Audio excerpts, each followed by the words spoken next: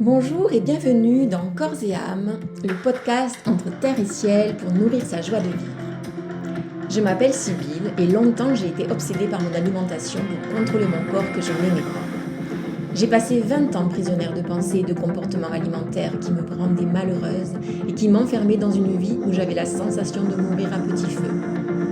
Dépendante du contrôle et de la perte de contrôle alimentaire, toute ma vie tournait en boucle sur mon poids et ce que je mettais dans mon assiette. Jusqu'à qu'un jour, je prenne conscience que je ne voulais plus vivre de cette façon et que pour vivre autrement, c'était à moi que revenait la création du changement que je désirais.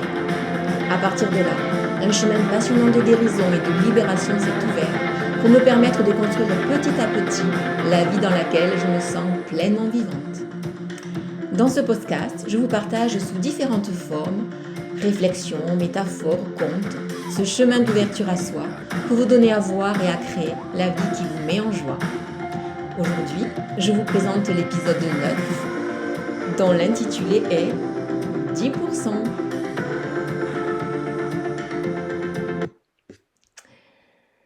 Alors, qu'est-ce que ça veut dire 10%? C'est 10% des personnes qui réussissent un régime.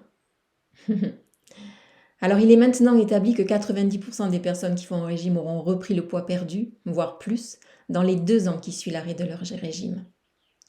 Cela signifie que 10% réussissent à trouver le poids qui leur convient, à le garder. Et je veux croire que ces personnes arrivent à s'épanouir. Car qu'est-ce que la réussite lorsque l'on a atteint son objectif, s'il n'est pas au service d'un mieux-être dans toutes les sphères de sa vie?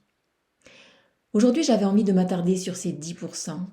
Car lorsqu'on veut perdre du poids, forcément on regarde ce que l'on rend coupable de sa prise.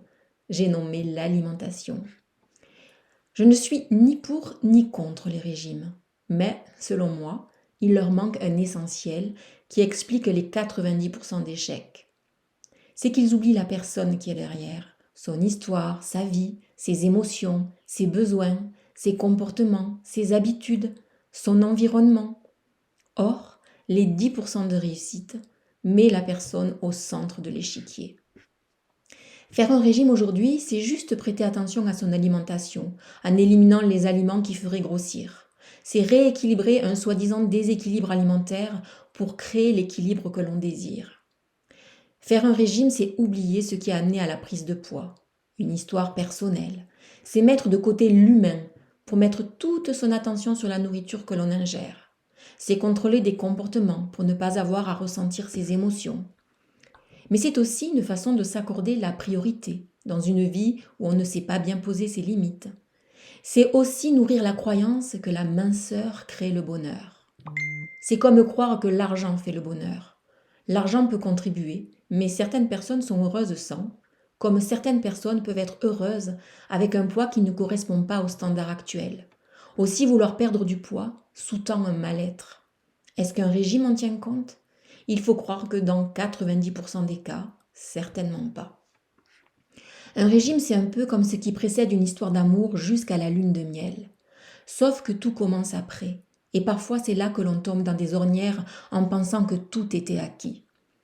Tout est à créer chaque jour. Comme dans une histoire d'amour, le vivant est mouvement. Et les 10% qui réussissent prennent en compte ce vivant au même titre que l'alimentation. L'alimentation fait partie du vivant qu'ils nourrissent. Aussi, si tu veux perdre du poids, peut-être auras-tu besoin d'un régime pour t'accompagner un temps.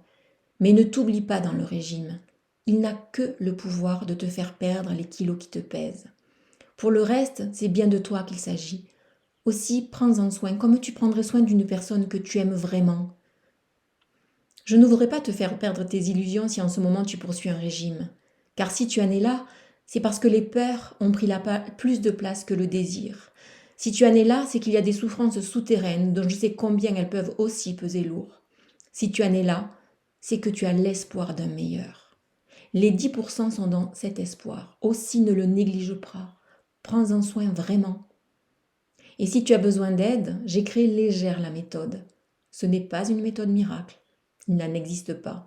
C'est un accompagnement pour prendre soin de l'humaine que tu es, pour que tu ailles à ta rencontre et enfin que tu te donnes le droit de réussir ce pourquoi tu veux maigrir.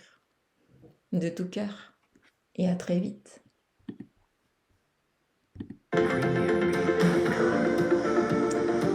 Si ce podcast vous a plu, merci de le liker, ce qui me fera vraiment plaisir. Et aussi de le partager, car le bonheur le plus doux est celui qu'on partage. À bientôt pour un prochain épisode.